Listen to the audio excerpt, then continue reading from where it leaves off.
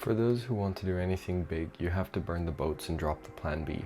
And I only learned this lesson the hard way. I tried to do, 12 different things at once. I tried all different kinds of things. I tried to do a little bit of e-commerce, a little bit of drop shipping, a little bit of everything. And I lost so many times. I have made so many mistakes. And most of those mistakes have come from focusing on the wrong thing. And the way you focus on the wrong thing is by having a lot of options to make it easier for yourself to focus on the wrong thing. If you want to get better focus, you need to drop the distraction as much as possible. You need to get rid of plan B. You need to burn the boats and make sure you only see exactly what's in front of you. There's nothing else. You don't ever look to the side. And if you find yourself in a situation where you are sometimes looking to the side, I think it's really important to try and consolidate those things. When you have a lot of things going on, it's really important to figure out which one of them is the one that you really want to stick to for a long time. And then you have to slowly eliminate the options. And I get this isn't instant, but you have to have that goal in mind constantly. Every day you have to be thinking about, how do I bring this all together into one laser focused goal? One thing that I do, not 10 different. It's easier said than done.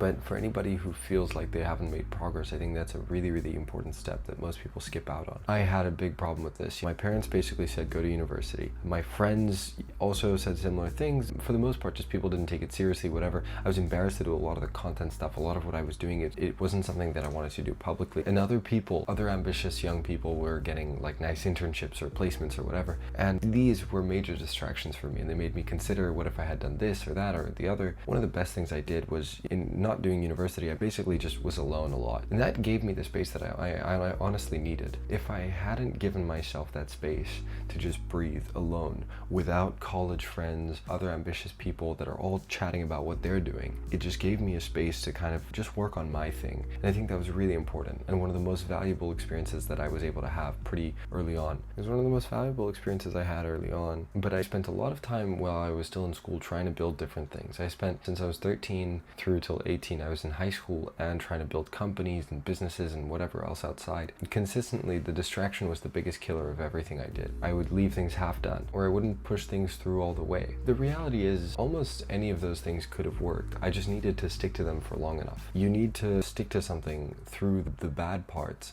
in order to get the good. And most people fear sticking to that. And the second component is having a little bit more of a vision. Understanding the long-term thing that you want. I'm talking about 10 years out down the line. That's really useful for you to attach yourself to that kind of outcome and understand this is a 10-year journey, not a 1, 2, or 3-year thing. This is a long road ahead of you. And if you know the place that you're headed is where you want to be headed, then you're a lot more likely to stick to it. And that's, I think, really, really powerful. And the last piece of this is you have to slowly bring people onto that and help them see that same vision. It's okay if you're a few years in and sometimes you need to readjust the vision, readjust the mission. You need to steer the ship. That's part of your job. But if you want to do anything, you need to burn the boats. You can't be looking to the side. You're going to be a very distracted captain if that's what you're doing. I wish I had learned that lesson earlier. I really wish I had learned that earlier. That also means that you need to spend your time thinking about those things, thinking about what is the vision and the direction, and are you headed there? So I bootstrapped my company from zero. One of the downsides of that is that it's very easy to become distracted with client fulfillment because that needs to happen in order to get paid. And sometimes, if I'm honest, I forgot to, cut out time for the business direction side of things. And I think that cost me a lot of progress. It's not that I didn't make progress. I grew still in absolute numbers. I've more than doubled the business every year since I've started. But I wanted to grow faster, and I realized I lost a lot of time that I could have been growing by just focusing on the wrong thing and using essentially fulfillment as some level of procrastination. The more plan Bs you have, the more ability to procrastinate you give yourself. And so I think it's really important to burn those boats and burn the bridges to whatever other options you think you have. Now, I will say and caveat this, if you have a job and a family and you want to start a business, yeah, sure, it's worthwhile to test and validate things first. But as soon as that happens, you need to consolidate things on one focus. You need to go all in on one thing if you really want to make this singular thing happen. I think that's a really important idea.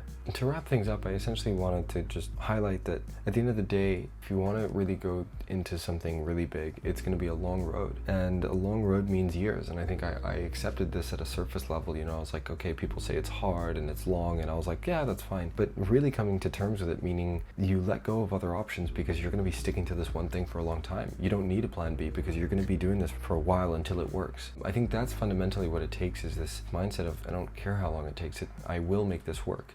And if you will make this work, why would you keep other options? You only keep other other options if you know there's a hint of a possibility that maybe you don't make this thing work. Burning the boats means I will make this thing work. I don't care no matter what. I'm not looking in any other direction. As long as you hold other options there, you are acknowledging this possibility that maybe you don't go all the way on this. That's fundamentally, I think, a really important idea that I wish I knew earlier. If you made it this far, I appreciate you watching, and comment any questions.